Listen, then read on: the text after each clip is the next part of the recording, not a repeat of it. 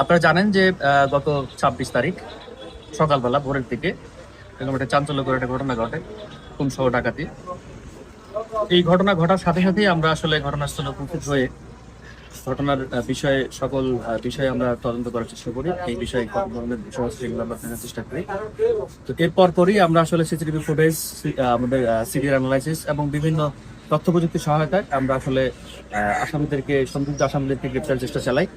আর সবচেয়ে বড় বিষয় যেটা ছিল যে বাহনের মাধ্যমে, অর্থাৎ হাইস গাড়ির মাধ্যমে আসলে এই গরুগুলোকে ডাকাতির চেষ্টা করা হয়, সেটার গতিবিধি এবং গন্তব্যস্থল আমরা নির্ণয়ের চেষ্টা করি।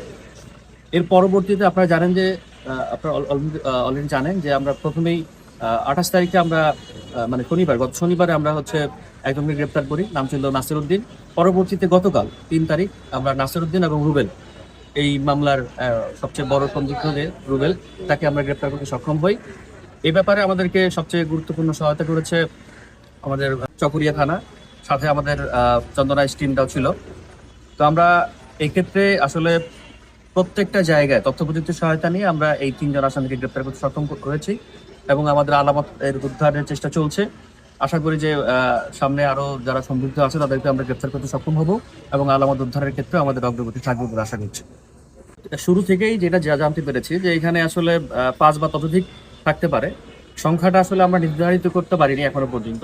আমরা ধরে নিচ্ছি সেখানে 5-7 জনের মতো থাকবে। আমরা প্রত্যক্ষদর্শী এবং যারা যারা ছিল তাদের সাথে আমরা কথাবার্তা বলে আমরা যেটা জেনেছি, সবাই যেটা বলেছে যে এখানে 5-7 জনের মতো লোকজন থাকতে পারে। তো আমরা সেভাবেই আগাচ্ছি। আমরা আসলে এখন তদন্ত কার্যক্রম চলমান। আমরা খুঁজে বের করার চেষ্টা করছি যে আসলে কতজন ছিল সেখানে। তো আমরা সামনের দিনগুলোতে হয়তো তদন্ত কার্যক্রম যতদূর আগাবে, আমরা আশা করি যে আরো বেশ কয়েকজনকে আমরা হয়তো আইডেন্টিফাই করতে পারবো এবং তাদেরকে গ্রেপ্তার করতে সক্ষম হবো। সর্বমোট কয়জনকে আপনারা গ্রেপ্তার করেছেন? এখনো পর্যন্ত আমরা 3 জনকে গ্রেপ্তার করেছি আজকে 3 পর্যন্ত। আমরা জিজ্ঞাসাবাদ চালাচ্ছি, আমরা রিমান্ডে আনবো। আপনারা জানেন যে আমরা আজকে আরো 2জনকে আমরা আদালতে সোপর্দ করেছি। আমরা রিমান্ডে আনবো, তারপর জিজ্ঞাসাবাদ করব, এরপর আমরা আরো হয়তো কিছু তথ্য পেয়ে যেতে পারি। প্রাথমিক জিজ্ঞাসাবাদে কি অনুমান করতে পেরেছেন আপনারা? প্রাথমিক তদন্ত আমরা তো বারবার বলছি যে আমরা আসলে এটা তদন্ত কার্যক্রম চলমান।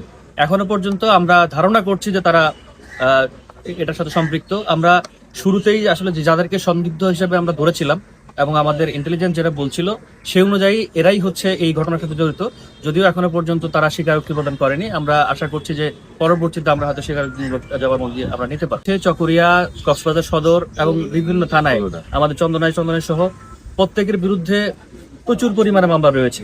যদি রুবেলের কথা বলেন, রুবেলের মামলা আছে এই মুহূর্তে 16টি, আর অন্যদের ক্ষেত্রেও নাসির উদ্দিনের 7টা মামলা রয়েছে। তো মোটামুটি সবারই গুরুত্বপূর্ণ একাধিক মামলা রয়েছে।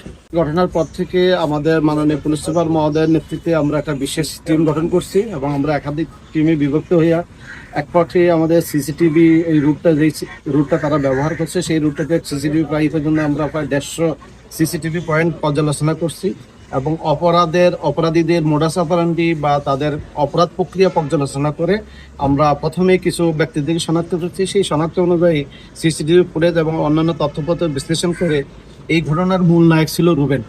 যে রুবেল আন্তজেলা ডাকাত দলের গোরস্বর দলের সদস্য এবং চকরিয়ার বিখ্যাত নব্বাচোরা বা নবী চেয়ারম্যান যেটা বলেন আপনারা, তারই আপন ভগ্নিপতি হলো এই রুবেল। সেই রুবেলের দ্বারা সে তার নেতৃত্বে এই ঘটনাগুলো সংঘটিত হয় এবং সে এখানে ইনভেস্ট করে। আমরা ওই তথ্যপত্র আমাদের পেশাদারিত্বের মাধ্যমে নিয়ে আমরা তাকে চকরিয়া থানা পুলিশে গ্রেপ্তার করছি। যদিও তারা স্বীকার করে না, কিন্তু ইতিপূর্বে আমরা প্রথম যে আসামি নাসির উদ্দিনকে গ্রেপ্তার করছি, মামলার ভিকটিম উনি তাকে শনাক্ত করছে এবং ঘটনার 3 দিন আগে ওই বাড়িতে সে রেকি করছিল, 1 বছর আগেও ওই বাড়িতে কাজ করছিল। তো আমরা ধারণা করতেছি তারা তাদের অপরাধ প্রক্রিয়াটাকে ঢাকার জন্য হয়তো আমাদের কাছে কিছু মিথ্যা তথ্য দিচ্ছে। আমরা রিমান্ডে আনি, তাদেরকে মুখোমুখি জিজ্ঞাসাবাদ করলে পুরো ঘটনা প্রক্রিয়া বের হয়ে আসবে এবং যথাযথ বিচারের জন্য তাদেরকে সোপর্দ করতে পারবো এবং তাদের সহযোগীদেরকে আমরা গ্রেপ্তার করতে সক্ষম হব।